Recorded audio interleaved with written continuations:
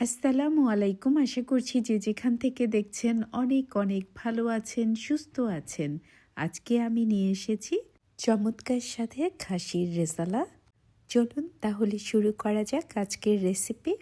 একটা কড়াই নিয়ে নিয়েছি, একটু গরম হওয়ার পরে দিয়ে দিচ্ছি হাফ কাপ তেল। আপনারা আপনাদের পছন্দ মতো যে কোনো তেলই ব্যবহার করতে পারেন। দিয়ে দিব কিছু গরম মশলা। এখানে আমি 10টা সাদা এলাচ, 12টা লং, 4-5 টুকরো দালচিনি আর 2টো তেজপাতা ছিঁড়ে দিয়েছি। একটু ভাজা হওয়ার পরে দিয়ে দিব 2 কাপ পেঁয়াজ কুচি।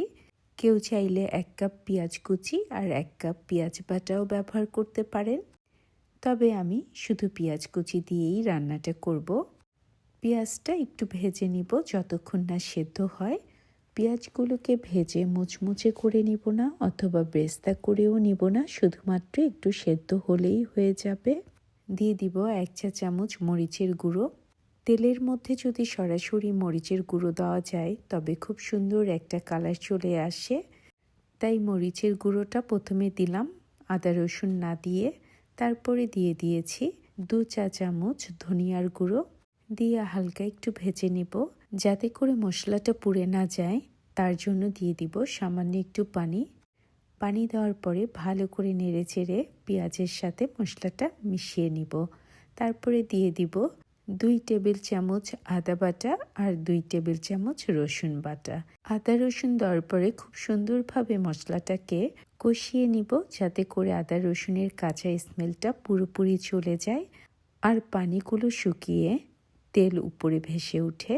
খুব সুন্দরভাবে মশলাগুলো কষানো হয়ে গেছে। এ পর্যায়ে এসে আমি দিয়ে দিব আগে থেকে ধুয়ে পরিষ্কার করে রাখা খাসির টুকরোগুলো। এখানে 2.5 কেজি খাসির পায়ের মাংস নেওয়া হয়েছে, একটু বড় করে কাটা।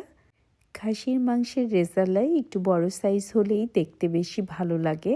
এই খাসির মাংসগুলোকে আমি 30 মিনিটের মতো গরম পানিতে লবণ দিয়ে ভিজিয়ে রেখেছিলাম। এতে করে খাসির মাংসেতে যে একটা খাসি খাসি স্মেল পাওয়া যায় সেটা পাওয়া যাবে না।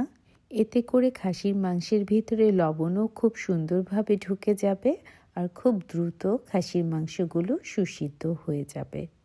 মাংসগুলোকে মশলার সাথে খুব সুন্দরভাবে নেড়েচেড়ে মিশিয়ে নিব আর মাংসগুলোকে একটু ভেজেও নিব। এবার একটু দেখিয়ে দিই কতটুকু সাইজের মাংসর টুকরো করা হয়েছে। খুব বেশি বড় না, তবে স্বাভাবিকের তুলনায় একটু বেশি বড়। এবার পরিমাণ মতো লবণ দিয়ে দিলাম। এখানে আমি 2.5 চা চামচ লবণ ব্যবহার করেছি। এভাবে কষিয়ে কষিয়ে কিছুক্ষণ সময় ধরে মাংসটা রান্না করে নিব।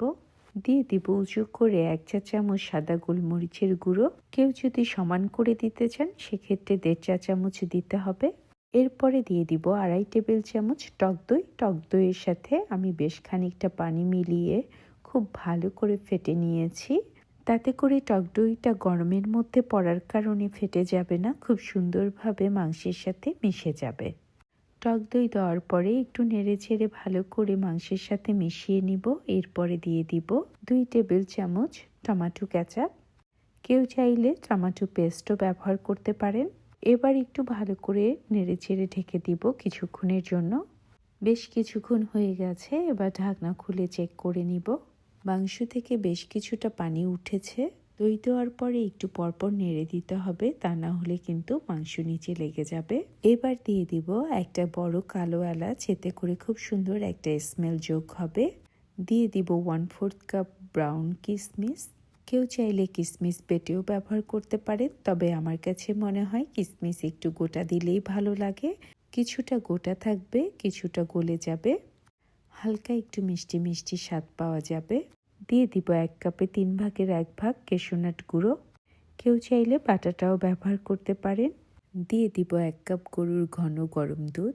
এরপর একটু ভালো করে নেড়েচেড়ে নিব আর দিয়ে দিব 2 টেবিল চামচ কেওড়া জল। তাতে করে খাসির মাংসে যদি সামান্য কোনো স্মেলও থাকে সেটা পুরোপুরি চলে যাবে, নিয়ে আসবে শাহি একটা স্মেল। দিয়ে দিব 1 চা চামচ ব্রাউন সুগার। আমি এখানে ব্রাউন সুগারটা দিচ্ছি খুবই সামান্য, কারণ আমি এখানে কিশমিশ ব্যবহার করেছি। দিয়ে দিয়েছি 1 কাপে 4 ভাগের 1 ভাগ বেরেস্তা। দিয়ে দিব 7-8টা আলু বোখরা। কেউ যদি সুগার ব্যবহার করতে একেবারে না চান, সেক্ষেত্রে চাইলে কিশমিশ একটু বেটে দিতে পারেন। খুব সুন্দরভাবে নেড়েচেড়ে ঢাকনা দিয়ে ঢেকে ঢাকনা খুলে আবার নেড়েচেড়ে রান্নাটা পুরো করে নিয়েছি।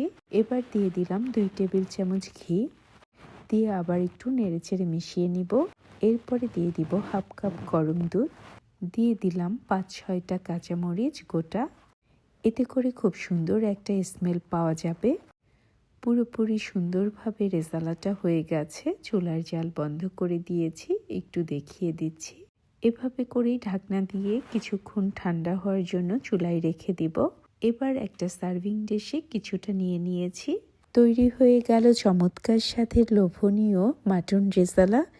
যদি আমার এই চমৎকার স্বাদের মজার লোভনীয় মাটন রেজালার রেসিপিটা আপনাদের ভালো লাগে, তবে অবশ্যই একটা লাইক, কমেন্ট অ্যান্ড সাবস্ক্রাইব করে আমার পাশে থাকবেন। আপনারা সবাই অনেক অনেক ভালো থাকবেন। আল্লাহ হাফেজ।